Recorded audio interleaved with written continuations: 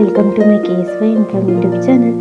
ಇನ್ಯಾರಾದರೂ ನನ್ನ ಚಾನಲ್ನ ಸಬ್ಸ್ಕ್ರೈಬ್ ಮಾಡದೆ ನೋಡ್ತಾ ಇದ್ದರೆ ಪ್ಲೀಸ್ ಒಂದು ಸಬ್ಸ್ಕ್ರೈಬ್ ಮಾಡ್ಕೊಳ್ಳಿ. ಬ್ಯಾಚುಲರ್ಸ್ ಕೂಡ ಈಸಿಯಾಗಿರುವಂಥ ಈ ಮೊಟ್ಟೆ ಗ್ರೀನ್ ಪಲ್ಯನ ಮಾಡ್ಕೊಬೋದು. ತುಂಬಾ ಚೆನ್ನಾಗಿರುತ್ತೆ. ನೀವು ಒಂದ್ಸಲ ಟ್ರೈ ಮಾಡ್ಕೊಳ್ಳಿ. ಇದನ್ನು ಮಾಡೋದು ತುಂಬಾ ಸುಲಭ. ಒಂದು ಮಿಕ್ಸಿ ಜಾರಿಗೆ 1 ಟೀ ಸ್ಪೂನ್ ಆಗುವಷ್ಟು ಸೋಂಪು, ಹಾಗೆ ಚಕ್ಕೆ, ಲವಂಗ, ಏಲಕ್ಕಿ ಹಾಕ್ಕೊಳ್ಳಿ. ಹಾಗೆ ಒಂದು 6 ಗಡ್ಡೆ ಬೆಳ್ಳುಳ್ಳಿ, ಒಂದು 4 ತುಂಡು ಶುಂಠಿ, ಹಾಗೆ ಈರುಳ್ಳಿ, ಒಂದು ದೊಡ್ಡ ಗಾತ್ರದ ಈರುಳ್ಳಿನ ಹಾಕ್ಕೊಳ್ಳಿ. ಸಣ್ಣ ಈರುಳ್ಳಿ ಆದರೆ ಒಂದು ಸಣ್ಣ ಸಾಂಬಾರು ಈರುಳ್ಳಿ ಆದರೆ ಒಂದು 6-7 ಈರುಳ್ಳಿ ಹಾಕ್ಕೊಳ್ಳಿ. ಒಂದು ಟೊಮೆಟೊನ ಹಾಕ್ಕೊಳ್ಳಿ. ಹಾಗೆ ಒಂದು ಕಪ್ ಆಗುವಷ್ಟು ಕಾಯಿ ತುರಿನ ಹಾಕ್ಕೊಳ್ಳಿ. ಹಾಗೆ ಸ್ವಲ್ಪ ಕೊತ್ತಂಬರಿ ಸೊಪ್ಪು, ಸ್ವಲ್ಪ ಪುದೀನ ಸೊಪ್ಪು, ಖಾರಕ್ಕನುಗುಣವಾಗಿ ಕಾಯಿ ಮೆಣಸನ್ನ ಹಾಕ್ಕೊಳ್ಳಿ. ನಾನಿಲ್ಲಿ ಒಂದು 6 ಕಾಯಿ ಮೆಣಸನ್ನ ಹಾಕ್ಕೊಂಡು ಚೆನ್ನಾಗಿ ರುಬ್ಬಿಟ್ಕೊಂಡಿದ್ದೀನಿ. ಅದಾದಮೇಲೆ ನಾನಿವತ್ತು ಮಡಿಕೆನಲ್ಲಿ ಮಾಡ್ಕೊತಾ ಇದ್ದೀನಿ.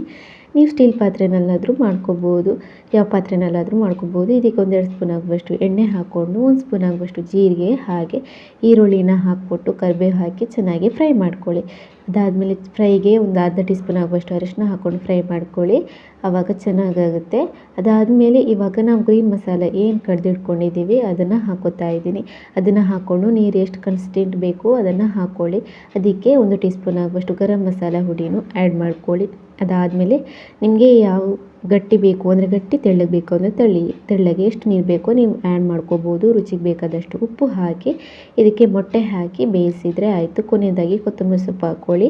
ಮೊಟ್ಟೆ ಹಾಕಿದ ಮೇಲೆ ಚಮಚ ಹಾಕೋದಕ್ಕೆ ಹೋಗಬೇಡಿ. ಅದಾದಮೇಲೆ ಇವಾಗ ಸೂಪರಾಗಿ ರೆಡಿ ಆಗುತ್ತೆ.